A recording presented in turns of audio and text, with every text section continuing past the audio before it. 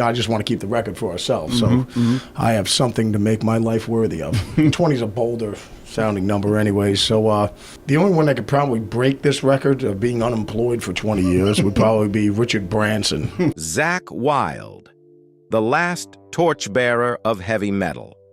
Not every guitarist becomes a legend armed with nothing but a guitar and sheer will, but Zakk Wylde, with his long hair, thick beard, signature bullseye guitar, and a playing style as raw as a tornado, is a figure impossible to mistake in the world of metal. Yet behind that fierce appearance is not an uncontrollable rebel, but a man of deep faith, a devoted family man who gave up alcohol for his child and who still bows his head in prayer every night. He was once the right hand of Ozzy Osbourne, the most loyal guitarist to the Prince of Darkness. He is the founder and leader of Black Label Society, a metal empire he built from the ashes.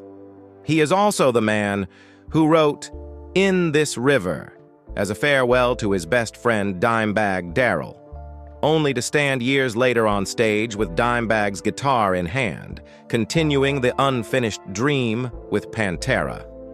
Zakk has never needed scandal to survive, nor has he ever chased fame through noise.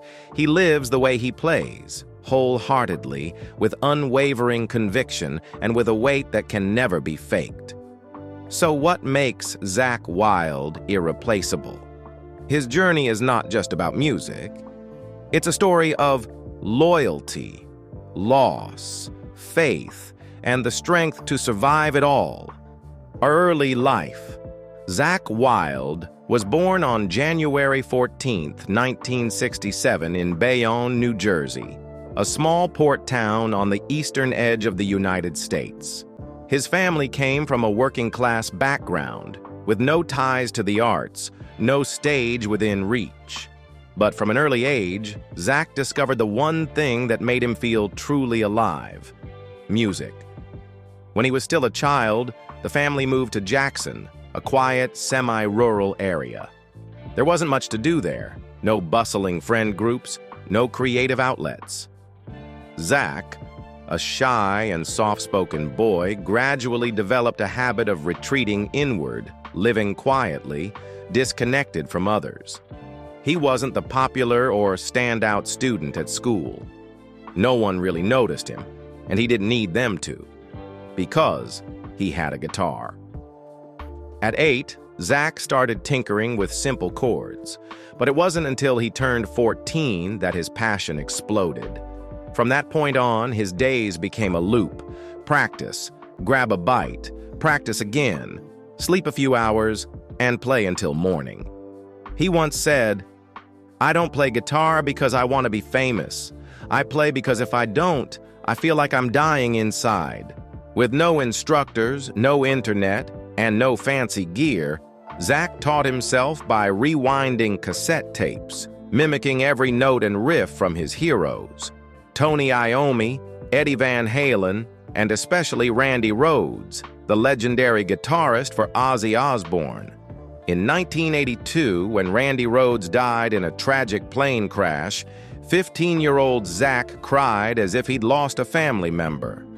Randy wasn't just a musical icon to him. He was a life model, an artist who played from the heart, never compromised, and left the world at his peak. That loss etched itself deep into Zakk's mind, becoming an unspoken vow. He would walk his own path, no matter who believed in him or didn't. No one in Jackson could have guessed that the skinny kid playing until his fingers bled would one day stand in Randy's place on Ozzy Osbourne's stage. But it was that quiet, relentless, and solitary childhood that forged a special kind of resilience. The kind that doesn't need a spotlight to exist, only passion to burn. Early career. In the mid-1980s, while glam metal bands dominated the stage with sky-high hair and shiny spandex, a young man from Jackson, New Jersey was quietly honing his craft in a basement. Zakk Wylde wasn't an icon yet. He didn't have his signature bullseye guitar. No one called him a leader or a warrior. He was just an unknown guitarist, playing in local bands like Stonehenge and Xyrus, working part-time at a liquor store and dreaming of an impossible breakthrough. And then fate knocked, quite literally. In 1987, Ozzy Osbourne, having parted ways with guitarist Zakk Wylde, was searching for new talent. Among the flood of demo tapes that arrived, one raw cassette from New Jersey landed in the hands of Ozzy's manager. On it were gritty riffs, picking that mixed classical flair with modern rebellion. That was Zakk. 20 years old at the time, never left the state, never played for a big crowd, and certainly never imagined he would be stepping into the shoes of Randy Rhoads. The audition with Ozzy took place right at his home. In numerous interviews, Zakk recalled walking into that room with shaking hands. But when Ozzy looked at him and said, "All right, show me what you've got," everything else faded away. There was only sound and a pounding heartbeat. Ozzy didn't need much time to decide. Within days, Zakk was officially named the band's lead guitarist, marking the beginning of a musical partnership that would span over 3 decades. The first album featuring Zakk was No Rest for the Wicked, 1988. Though it didn't explode like Blizzard of Oz or Diary of a Madman, it made one thing clear. Here was Zakk Wylde with a fierce, raspy, controlled style that was unlike Zakk Wylde. And not a copy of Randy Rhoads either. Zakk wasn't trying to be anyone. He came to write his own chapter. On stage, he quickly proved his mettle. The wide-legged stance, the head tilt during solos, the aggressive, almost furious playing, all made him impossible to ignore. He wasn't the prettiest guitarist, but he hit you in the heart with riffs that sliced through the air. With tracks like Miracle Man, Crazy Babies, and later No More Tears, 1991, Zakk was no longer just a stand-in. He became an irreplaceable part of Ozzy's new era. But the early steps weren't all spotlight and glory. Zakk faced immense pressure, constant comparisons to the late Randy Rhoads, criticism for being too raw, even claims that he didn't fit Ozzy's gothic image. Yet instead of retreating, Zakk stayed quiet, practiced harder, wrote more, and let his actions speak louder than words. Throughout those early years, Zakk Wylde never chased headlines, never acted arrogant, and never begged the media for attention. He simply picked up his guitar, stepped on stage, and let the music speak for itself. And it was that silent resolve that carved his name into metal history. Not as Randy's replacement, but as Zakk Wylde, the man who forged his own path with blood, music, and an unteachable will. Career success. Unlike many guitarists who survive off the fame of their main band, Zakk Wylde never allowed himself to become just a shadow of Ozzy Osbourne. After making a powerful impression on albums like No Rest for the Wicked, 1988, No More Tears, 1991, and Osmosis, 1995, Zakk began to realize if he didn't carve his own path, he would forever be known as the guy who plays guitar for someone else. In 1998, as new trends like NU, metal, and alternative were rising, Zakk founded Black Label Society, BLS. Not just a band, but a movement, a lifestyle, a community for those who never compromise. As the frontman, guitarist, vocalist, and producer, Zakk turned BLS into the outlet for everything his supporting career couldn't express. Pain, rage, faith, loyalty, and the yearning to live truthfully. The debut album Sonic Brew, 1999, was rough-edged but unmistakably distinct. Songs like Born to Lose, Bored to Tears, and Spoke in the Wheel were crushing in sound yet rich with inner depth. But it wasn't until Mafia, 2005, that BLS truly erupted, especially with the ballad In This River, which Zakk wrote to honor his close friend Dimebag Darrell, murdered on stage in 2004. The song quickly became an anthem in the metal community, not just for its music, but for the undying brotherhood it embodied. Alongside BLS, Zakk maintained a strong bond with Ozzy. Though Ozzy at times collaborated with other guitarists, Zakk always returned, at the right time in the right way, like a limb that could never be severed. He played on Black Rain, 2007, and Patient Number 9, 2022, continuing to shape the signature pinch harmonic sound that defined Ozzy's 21st century catalog. But Zakk didn't confine himself to metal. He revealed a softer, soul-bearing side with 2 solo albums, Book of Shadows, 1996, and Book of Shadows 2, 2016, melancholic ballads steeped in country and acoustic textures, as if the fierce warrior finally dared to admit he could feel pain. In 2014, he also formed Zakk Sabbath, a tribute band devoted to Black Sabbath, performing their songs with raw homage, not pomp. With this project, Zakk proved he wasn't some aging fan clinging to nostalgia, but a humble heir honoring the legacy with deep reverence.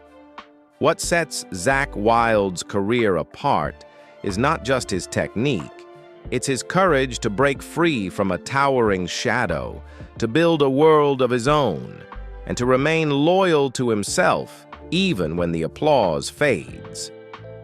In an industry that changes with every season, Zakk never chases trends. He doesn't make music to fit in. He makes it to survive. And in doing so, he's become one of the most quietly unshakable pillars of modern heavy metal, hardship and growth. If the stage was where Zakk Wylde unleashed his fury and passion, then life behind the scenes was where he learned to confront real crises, with no spotlight, no applause, only a worn-out body, silent losses, and bitter awakenings. In 2009, in the middle of a tour, Zakk suddenly experienced severe leg pain, chronic fatigue, and shortness of breath. At first, he brushed it off as the toll of endless gigs and heavy drinking. But the doctor told him what no one expected: blood clots, a condition that could lead to strokes, pulmonary embolism, or sudden death. Had it not been caught in time, Zakk could have collapsed right there on stage. He was rushed to the hospital and forced to make an impossible choice: quit alcohol completely, or die. For someone who had once treated Jack Daniels like a lifelong companion, a fuel for both his music and rugged lifestyle, this was like amputating a part of his identity. But Zakk chose to live, for his wife, for his child, for all the things he hadn't yet said through his guitar. I didn't quit drinking because I wanted to be better than anyone. I quit because I wanted to watch my kid grow up. Since that turning point, Zakk entered a new chapter. No more drunken nights backstage, no more all-night parties. He began exercising regularly, praying every morning, sticking to a strict diet, and steering clear of anything that could drag him back to the edge. No longer the wild child, Zakk became a man in full control, still burning but no longer letting the fire consume him. But if blood clots were a physical threat, the death of Dimebag Darrell, Zakk's closest friend, was a blow to the soul. In December 2004, Dimebag was shot and killed on stage while performing. Zakk heard the news en route to a gig and collapsed in disbelief. For years, Zakk rarely spoke of Dimebag in public. Instead, he wrote a song, "In This River," not as a lament, but as a way to preserve a memory. The song became a staple in memorials and remains one of the most heartfelt pieces of Zakk's career. No intricate solos, no heavy riffs, just quiet piano, gentle guitar, and grief that needed no explanation. After the death of Vinnie Paul, Dimebag's brother and the last remaining member of Pantera, in 2018, Zakk went almost completely silent on the idea of any Pantera reunion. He once said, "I will never replace Dime. I can only play to honor him." And that's exactly what happened. It wasn't until 2022, after both brothers were gone, that Zakk agreed to join Pantera's tribute tour as their guitarist. It wasn't a triumphant comeback. It was a long overdue farewell, delivered through music, on the very stage they once called home. Beyond personal losses, Zakk also faced a softer setback. Ozzy Osbourne paused their collaboration during the 2000s to work with other guitarists like Gus G. But Zakk never lashed out, never made headlines with complaints. He simply said, "If Ozzy calls, I'll always be there, no contract, no conditions." Hardship didn't weaken Zakk Wylde. It made him stronger, quieter, and deeper. He no longer needs to scream to be heard. Because in the end, what keeps him standing isn't just metal, it's loyalty to his friends, to his family, and to the truest version of himself: personal life. If you only saw Zakk Wylde on stage, with his thick beard, leather-studded gear, arms wrapped around a tattooed guitar, you might assume he lives a wild life: endless parties, hard liquor, women, and unrelenting chaos. But in truth, Zakk is a compelling contradiction. A deeply introspective man, devoted to marriage, grounded in faith, and someone who considers family the one thing he would never go on tour away from. Zakk is married to Barbara Wylde, the woman who stood by him when no one knew his name, and who later became his financial manager, image advisor, and the person who quite literally saved him from alcohol and self-destruction. In every interview, Zakk never speaks of success without mentioning her. He jokingly yet sincerely calls her Queen Barbara, and often says that without her, he would have either died or worse, been alive but dead inside. They have 4 children together, and Zakk once cut a tour short just to make it home in time for his daughter's piano recital. He said, "I used to think nothing was more important than music, but then I saw the look in my child's eyes while practicing, and I knew sometimes stepping back is the only way not to lose everything." Living in a rock world full of temptation, Zakk has never been involved in a public affair, has no rumors of infidelity, and no divorce headlines for the tabloids to devour. His marriage, though quiet, is solid as stone. A rare example in the metal world where every album feels like a different divorce. Outside the spotlight, Zakk is a devout Catholic. He prays every morning, wears a crucifix at all times, and never mocks his faith, even if his on-stage image may suggest otherwise to outsiders. In an industry built on artifice and spectacle, Zakk chooses to hold on to a quiet but unwavering belief system, a spiritual anchor that has helped him survive loss, illness, and the long stretches of being forgotten. Another little-known fact: Zakk is fiercely loyal as a friend. His bond with Dimebag Darrell wasn't just photo-op friendship, but something forged in blood, booze, music, and silent understanding. They didn't call each other constantly, but always knew where the other stood. When Dime passed, Zakk mourned like he had lost a part of himself. He never exploited Dime's name to boost his own, never claimed to be a worthy replacement for anyone. Instead, every time he plays In This River, it's a quiet tribute. No speech necessary. Zakk Wylde isn't the kind of man who puts his personal life on display to be loved. He chooses to keep his most sacred things private: his wife, his children, his faith, and his friendships. And perhaps that's exactly why, after decades in the storm of rock and roll, he remains one of the very few who have never lost themselves. Legacy and influence. Zakk Wylde isn't the first name that comes up when people list the greatest guitarists of all time. He's never had a solo track top the Billboard charts, never won a Grammy as a solo artist, and he's never chased the image of a flashy virtuoso. But that's exactly why his legacy is so deeply respected. A relentless career, an uncompromising life philosophy, and an irreplaceable presence in the heart of the global metal community. Technically, Zakk helped redefine the sound of modern heavy metal. His signature pinch harmonic style, sharp, screeching, and unmistakably raw, shaped the sonic identity of both Ozzy Osbourne's and Black Label Society's catalogs. It became his calling card and inspired thousands of young guitarists worldwide. Many say, you only need one note to know it's Zakk Wylde. His bullseye guitar, with its hypnotic black and white rings, is more than a performance tool. It's a symbol.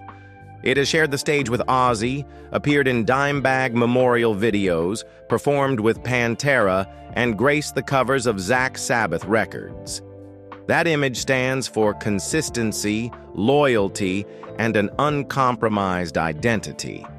Though he's not a mainstream superstar, Zakk is a spiritual icon within the metal world. He created a kind of unofficial music brotherhood called Black Label Society, where fans come not just for the sound, but for the code of brotherhood Zakk represents. Be real. Play hard. Never leave anyone behind. Within BLS, Zakk isn't just a musician, he's a leader, a big brother to forgotten souls. Zakk's influence also stems from how he built a career without bowing to the market. He didn't chase trends. When NU metal dominated, he stayed with heavy riffs. When solos were labeled outdated, he kept shredding like they were the last sacred thing left. And oddly enough, that refusal to conform made Zakk a symbol of perseverance, something the music industry sorely lacks today. To fellow musicians, Zakk embodies endurance and loyalty. Ozzy Osbourne calls him the friend who never turns his back. Dave Mustaine, James Hetfield, and Dimebag Darrell all voice their respect for Zakk, not just for his talent, but for the way he never sold out who he was to be accepted. And few are like Zakk, able to solo next to Ozzy before tens of thousands and then sit silently by a fire strumming a melancholic acoustic ballad like Throwing It All Away, not needing applause to validate its worth. Zakk Wylde's legacy isn't stored in trophies. It lives in the hearts of those who've heard him play. People who understand that music doesn't need to be loud to be powerful, doesn't need trends to survive. It only needs honesty, fire, and the courage never to betray yourself. And in metal, that's sacred. Present life. As he enters the 2023 to 2025 chapter of his life, Zakk Wylde, now nearing 60, isn't merely maintaining a presence. He's experiencing one of the most vibrant and meaningful periods of his career since his peak years with Ozzy Osbourne. While many of his contemporaries have stepped away from the spotlight or live on only through nostalgia, Zakk still stands tall with his signature guitar, worn boots, and an unwearying spirit, continuing a journey that has never truly ended. Since 2022, Zakk has officially joined the Pantera tribute tour, a global revival project honoring the legacies of Dimebag Darrell and Vinnie Paul. At first, he was hesitant. He never wanted to replace anyone. But after both Abbott brothers had passed, Zakk understood. If no one cared enough to bring the past back to life with honor and love, those memories would truly die. So he stepped on stage, not as a new hero, but as the keeper of a dream left unfinished. In 2025, Pantera continues their summer trek under the banner The Heaviest Tour of the Summer, spanning dozens of major North American cities alongside bands like Amon Amarth. Explosive shows in Philadelphia, Charlotte, Houston, and Los Angeles have become living memorials, where Zakk plays with Dimebag's actual guitar, every note echoing friendship, loss, and the immortality of genuine music. Beyond Pantera, Zakk is juggling multiple side projects with the same intensity. With Zakk Sabbath, he's embarked on the King of the Monsters Winter Tour in 2024 to 2025, while also releasing Greatest Riffs, an album of iconic Black Sabbath covers. With Black Label Society, he's preparing a brand new album slated for late 2025, setting the stage for a global tour the following year. In early 2025, Zakk also participated in the Experience Hendrix Tour, a tribute to Jimi Hendrix, performing alongside some of the world's top guitarists, once again reaffirming his role as an unshakable heir to the spirit of classic rock guitar. Most notably, on July 5th, 2025, Zakk joins the historic Back to the Beginning concert, marking a Black Sabbath reunion in Birmingham. Though not an official member, his presence alongside Ozzy Osbourne, Tony Iommi, and Geezer Butler sent a message that didn't need to be spoken. Zakk is the living bridge between a legendary generation and an unfinished future. Zakk doesn't play music to prove anything anymore. He's lived through illness, through grief, through years of being overlooked. And yet, he never lost who he was. In a world that's becoming faster, louder, and easier to forget, Zakk Wylde is a necessary slow beat. A reminder that metal isn't just noise, but honesty, loyalty, and yes, sacrifice. Zakk Wylde never calls himself a legend. He doesn't need titles. But every time the sound of his bullseye guitar rings out, whether on a blazing stage or in a quiet ballad, you know, Zakk is still there, a pillar of an era that refuses to fade. Not because he once burned bright, but because he never abandoned the light. Zakk Wylde will always be an icon, not just of strength, but of loyalty, resilience, and unyielding spirit. A man who lived truthfully, played with everything he had, and loved music like a prayer. His legacy will live on in the hearts of those who truly love rock. What do you think about Zakk Wylde's incredible journey? Have you ever been moved by one of his songs? Or do you have a special memory of seeing him perform live? Share your thoughts in the comments below. And don't forget to hit like and subscribe so we can keep exploring the stories of music's living legends together. Thank you for watching. See you in the next video. Until then, take care.